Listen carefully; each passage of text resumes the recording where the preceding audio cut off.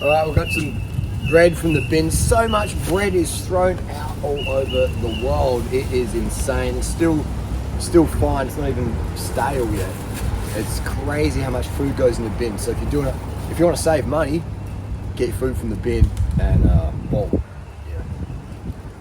friends will come down for lunch in a second. And when you say bin, you mean any bin or?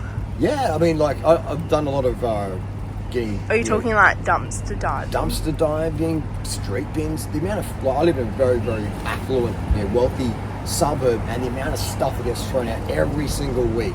It's probably at least $1,000 to be made, every week, literally in my area.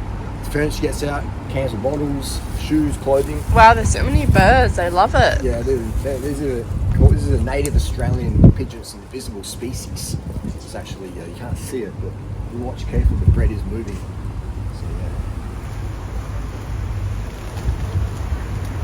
Just wait a second. The falcon spooked them. Why did they just fly in a circle? Because they're pigeons. For what? Pigeons do irrational things. And so the invisible birds, once they start eating, they get enough.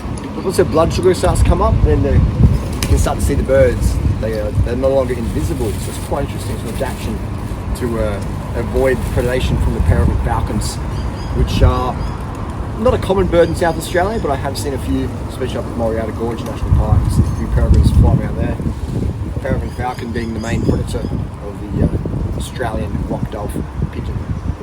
Invisible, very rare.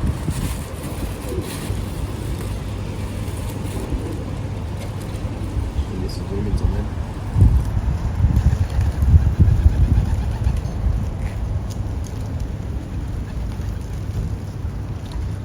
Yeah, it's amazing how much food gets thrown out. Remember this pigeon from last year? He flies in most days, just flies into the balcony in the studio there, and gets himself a feed and flies out back to the city.